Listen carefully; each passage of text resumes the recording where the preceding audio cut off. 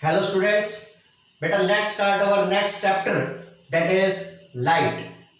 ठीक है जी, चलिए स्टार्ट करते हैं। बेटा लाइट जो है वो हमेशा स्ट्रेट लाइन पाथ में ट्रेवल करती है, हमेशा एक सीधी लाइन में ट्रेवल करती है लाइट। इस बात का ध्यान रखना, यही हमारा पहला पॉइंट होगा। लाइट ऑलवेज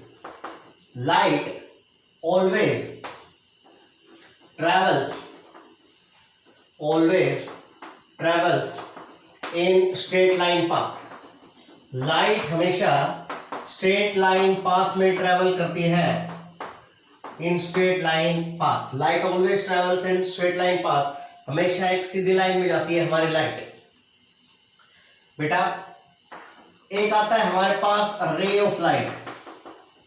ये क्या होता है बेटा? किसी भी लाइट की डायरेक्शन को रिप्रेजेंट करने के लिए हम एक रे का यूज करते हैं, और ये हमारे पास जो रे होती है ये कहलाती है ray of light.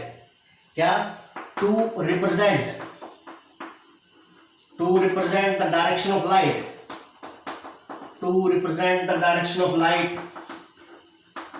Ray of light is used. बेटा जिधर हमारे रे का हेड है उधर ही हमारी डायरेक्शन होती है, किसकी? लाइट की। ठीक है जी, तीन फिनोमेना पढ़ेंगे हम लाइट के बारे में, रिफ्लेक्शन, रिफ्रैक्शन और डिस्पर्शन। ठीक है जी, तो चलिए सबसे पहले स्टार्ट करते हैं reflection of light. The first phenomena is reflection of light. चलिए बेटा क्या होता है reflection of light?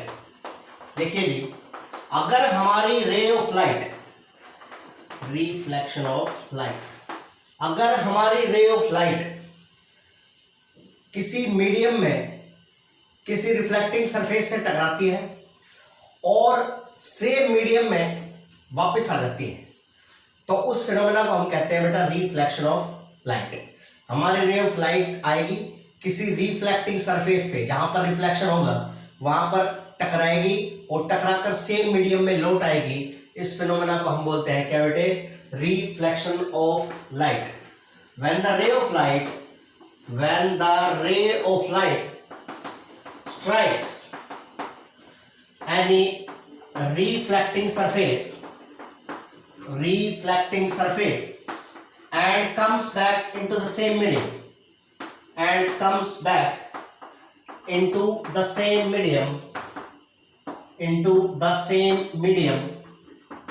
then this phenomena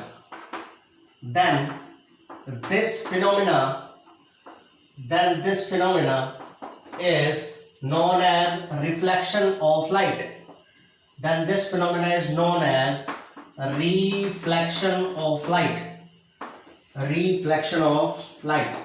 तो इस फिनोमेना को हम बोलेंगे क्या बेटा? Reflection of light. देखिए ये हमारे पास मान लीजिए कोई सरफेस है, रे ऑफ लाइट हमारी आई और यहां से टकराने के बाद सेम मीडियम में वापस चली। तो जिस सरफेस से टकराई है ये तो हमारा होता है रिफ्लेक्टिंग सरफेस, क्योंकि यहां पर क्या हुआ है? रिफ्लेक्शन हुआ है। जो रे आई है सरफेस से टकराने के लिए उसको बोलते हैं बेटा इंसिडेंट रे, और जो रिफ्लेक्ट होने के बाद वापस चली गई है उसको हम बोलते हैं बेटा रिफ्लेक्टेड रे, उसको बोलते हैं हमारे पास रिफ्लेक्टेड रे। ठीक है जी बेटा, रिफ्लेक्शन जो होता है उसके टू लॉज होते हैं। क्या? रिफ्लेक्शन जो होता है उसके टू लॉज होते हैं। तो नेक्स्ट आता है हमारे पास laws of reflection. Next is laws of reflection. Reflection के टू लॉज है बेटा।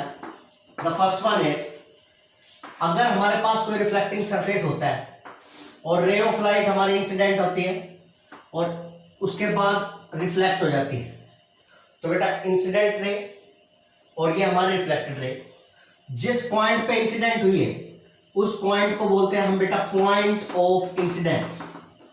उस पॉइंट को हम बोलते हैं बेटा पॉइंट ऑफ इंसिडेंस। ये हमारा रिफ्लेक्टेड सरफेस है, ये हमारा रिफ्लेक्टेड सरफेस है, ये हमारी रिफ्लेक्टेड रे है, ये हमारी इंसिडेंट रे है, इंसिडेंट रे। अगर बेटा पॉइंट ऑफ इंसिडेंट पर मैं एक लाइन खींचूं जो रिफ्लेक्टेड सरफेस के परपेंडिकुलर होती है, उस लाइन को बोलते हैं बेटा नॉर्मल। ठीक है जी। Laws of reflection, two laws of reflection है। फर्स्ट इंसिडेंट रे, नॉर्मल और रिफ्लेक्टेड रे, ये तीनों हमेशा सेम प्लेन में होते हैं। क्या है बेटा? Incident ray comma reflected ray and normal always lies in same plane. हमेशा सेम प्लेन में लाई करते हैं बेटा। क्या? Incident ray, reflected ray and normal always lie in same plane. ठीक है। उसके बाद बेटा इंसिडेंट रे और नॉर्मल के बीच का जो एंगल होता है उसको हम बोलते हैं इंसिडेंट एंगल, और नॉर्मल और रिफ्लेक्टेड रे के बीच का जो एंगल होता है उसको बोलते हैं हम बेटा रिफ्लेक्टेड एंगल। ठीक है। तो सेकंड लॉ होता है हमारे पास, वो होता है क्या?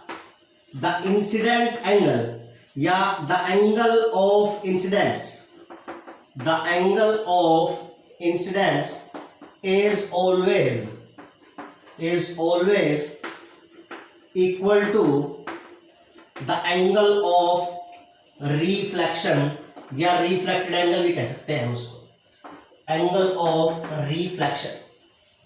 बेटा कह रहा है कि हमेशा इंसिडेंट एंगल और रिफ्लेक्टेड जो एंगल होते हैं वो हमेशा क्या होते हैं हमारे बराबर, यानी कि angle I is always equal to angle R। So these are the two laws of reflection। Light हमेशा जहां पर भी किसी सरफेस पर रिफ्लेक्शन होगा वहां पर ये टू लॉज वो है हमेशा फॉलो किए जाएंगे। ठीक है बेटा। जैसे फर्स्ट लॉ, भाई ये जो हमारा बोर्ड है ये एक प्लेन है, यानी कि अगर कोई लाइट इस बोर्ड के साथ साथ आती है और यहां पर टकराती है इस सरफेस से, तो बोर्ड के साथ साथ ही वापस जाएगी। यानी कि ये जो नॉर्मल होगा, इंसिडेंट रे होगा और रिफ्लेक्टेड रे, ये तीनों बोर्ड के प्लेन में होंगे। ठीक है। ये हमारा पहला लॉ कहता है। सेकंड लॉ कि इंसिडेंट रे और नॉर्मल के बीच का एंगल और इंसिडेंट रिफ्लेक्टेड रे और नॉर्मल के बीच का एंगल, ये दोनों हमेशा क्या रहेंगे बेटा? इक्वल रहेंगे। ठीक है।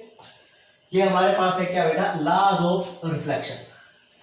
नेक्स्ट आता है कि रिफ्लेक्शन हमारे पास कितने टाइप के होते हैं। So next is type of reflection, types of reflection. बेटा रिफ्लेक्शन हमारे दो तरह के होते हैं। एक होता है हमारे पास, वो होता है रेगुलर रिफ्लेक्शन, और जो दूसरा होता है वो होता है बेटा इररेगुलर और डिफ्यूज्ड रिफ्लेक्शन। इररेगुलर और डिफ्यूज्ड रिफ्लेक्शन। बेटा रेगुलर रिफ्लेक्शन क्या होता है हमारा? देखिए अगर हमारे पास कोई रिफ्लेक्टेड सरफेस है और हमारे पास इंसिडेंट रे है वो पैरेलल आ रही है, और रिफ्लेक्शन होने के बाद जो हमारी रिफ्लेक्टेड रेज है वो भी हमारी कैसी है? पैरेलल है। तो हम बोलेंगे ये जो रिफ्लेक्शन है ये हमारा कैसा है? रेगुलर रिफ्लेक्शन है। If the incident rays are parallel and the reflected rays are also parallel, then this type of reflection is known as regular reflection।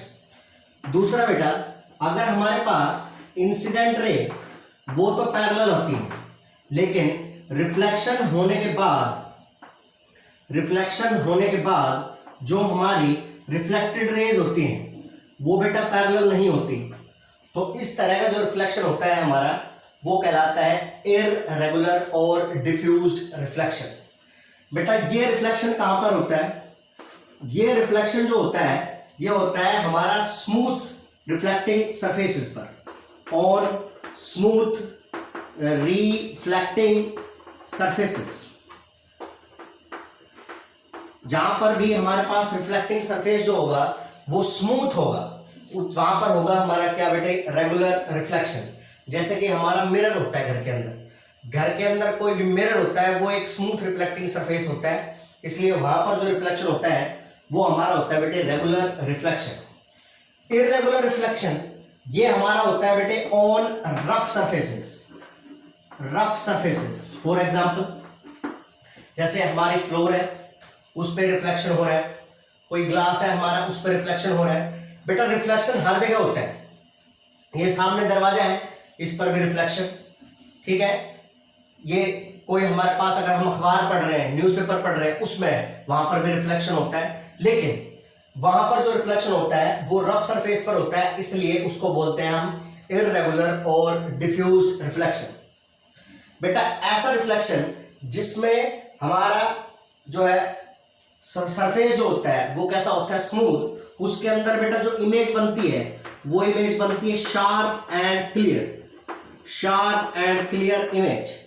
जो इमेज बनती है वो बनती है बेटे शार्प एंड क्लियर। आप कभी मिरर के अंदर देखोगे तो आपकी इमेज जो है वो आपको बिल्कुल साफ क्लियर दिखाई देती है, ठीक है। लेकिन यदि अगर आपका रिफ्लेक्शन होगा इररेगुलर और डिफ्यूज रिफ्लेक्शन, तो आपकी जो होगी वो इमेज बनेगी कैसी बेटा, डल इमेज, डल इमेज बनेगी। अगर आप मार्बल की फ्लोर पर देखोगे तो इमेज आपको दिखाई तो देती है बट साफ और क्लियर नहीं होती, बिल्कुल क्लियर इमेज दिखाई नहीं देती। न्यूज़पेपर में रिफ्लेक्शन तो होता है लेकिन वहां पर आपको क्या बिल्कुल भी इमेज नहीं दिखाई देती। सामने दीवार पर भी रिफ्लेक्शन हो रहा है लेकिन वहां पर भी इमेज दिखाई नहीं दे रही, क्यों? क्योंकि वहां पर जो हमारा रिफ्लेक्टिंग सरफेस है वो बहुत ही ज्यादा क्या है, रफ है, और बहुत ज्यादा रफ होने की वजह से जो इररेगुलर रिफ्लेक्शन हो रहा है इसलिए हमारी इमेज हमें दिखाई नहीं देती। तो इस तरह की फॉर एग्जांपल कहां पर, for example on mirror, mirror के ऊपर जो हमारा होता है वो क्या होता है, रेगुलर रिफ्लेक्शन। इसका for example reflection on newspaper, on newspaper कुछ भी लिख सकते हो आप, जो जहां पर आपको इमेज जो है वो आपकी शार्प और क्लियर इमेज नजर नहीं आती, वो आपका होगा क्या, रिफ्लेक्शन। कैसा, इररेगुलर, ठीक है जी।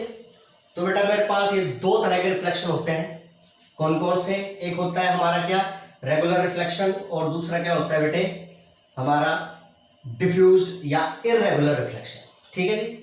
हमारे जो आगे कंटिन्यू करना है हमें, वो हमें करना है क्या, रेगुलर रिफ्लेक्शन, यानी कि हमें पढ़ना है reflection on smooth reflecting surfaces, ठीक है जी। आज के लिए इतना ही, अगर कोई भी डाउट होता है तो आप मुझसे पूछ सकते हैं, ठीक है। Thank you.